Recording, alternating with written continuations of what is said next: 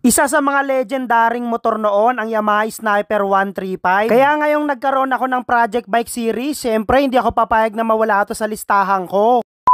Tinanghali na nga pala ako ng gising kaya sobrang tirik na ng araw kaya diretso na agad ako dito sa garahe para masimulan na to. Bali nabili ko nga pala tong Yamaha Sniper 135 na to sa murang halaga, inoffer sa akin na isang followers ko. Medyo natutuwa daw kasi siya sa mga ginagawa nating video kasi yung mga patapon na motor napapapogi pa natin. Bali maraming araw gustong bumili nito pero sa akin niya inoffer, gusto niya raw kasi na makita niya sa video kung paano to papogi. Kaya naman syempre siguradong gagawin ko yung lahat para mapapogi ko to, yung tipong hindi niya na kilala sa bago niyang itsura. Kaya ngayong araw, yung pinakauna kong ginawa ay binabaklas ko muna lahat ng kaha nito. Halos lahat na kasi papalitan ko. Kung isa ka sa mga batang 90s noon na nahilig sa motor noong taong 2009, sigurado na gustuhan mo rin tong motor na to. Dahil bukod sa napakaangas ng itsura, isa rin tong motor na to sa nilabas na 4 pero 135cc lang. Sa panahon kasi ng motor na to, bibihira ka lang makakita ng mababang displacement tapos naka-liquid cooled kaya sinabi ang legendary to. Kaya hindi na rin nakakapagtaka na tinuloy ng Yamaha yung paglalabas ng mga latest version nito kagaya ng 150 at saka 155cc. At dahil nga puro old model yung ginagawa ko lang project bike, syempre itong old model na Sniper 135 yung pinili ko. Mabalik muna tayo dito sa mga piyesang binabaklas natin. Bali tambutso nga pala yung babaklasin ko ngayon. Medyo mapapalaban nga pala ako sa pagbubuo nitong Yamaha Sniper 135 na to dahil sa bukod sa bibihira na lang yung seller, medyo mahal din yung pyesa. At pati nga pala sa mga aftermarket parts, bibihira lang din yung meron nito kadalasan kasi sa mga latest model na. Kaya ang ginagawa ng ibang bumubuo nito, yung pang 150 tsaka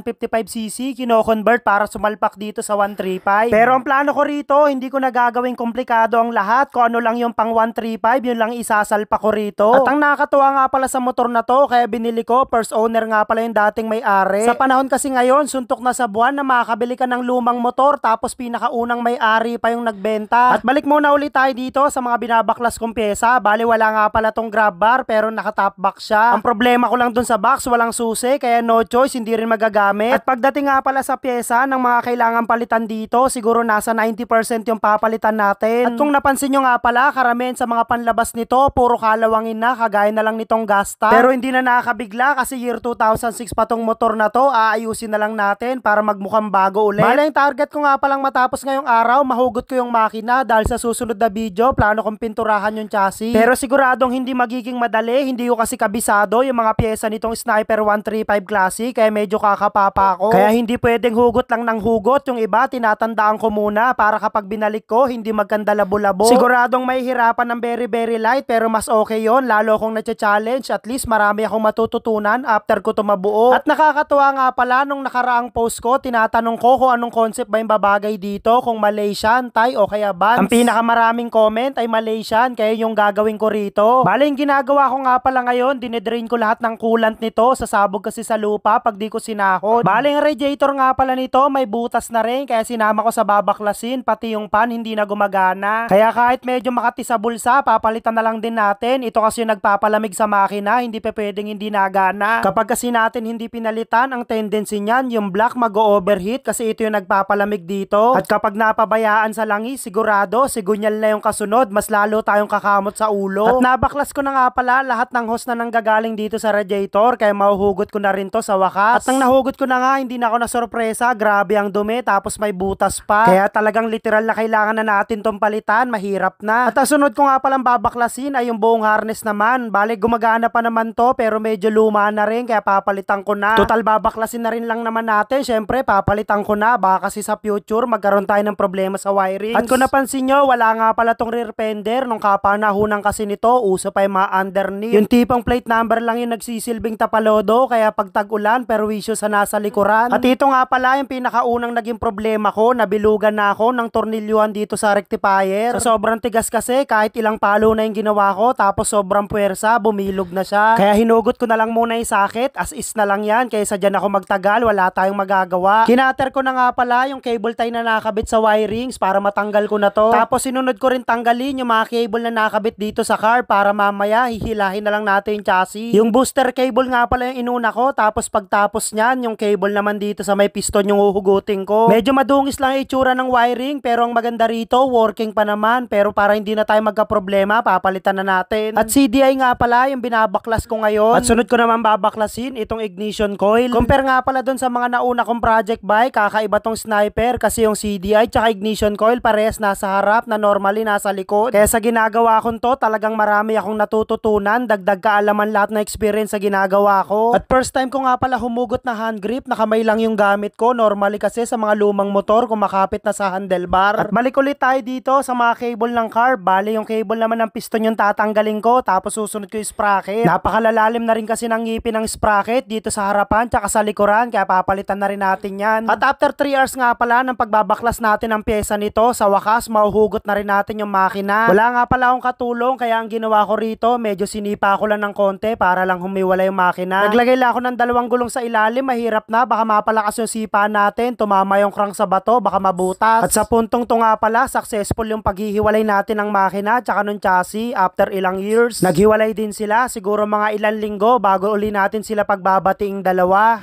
So yun na nga, kung napapansin nyo, sa wakas nahugot na rin natin tong makina, tong head tsaka tong block after 3 hours in the making. Medyo natagalan lang tayo kasi medyo hindi ko rin kasi ganun kakabisado to, tsaka first time ko lang din humugot ng ganitong kalaking makina galing dito sa chassis.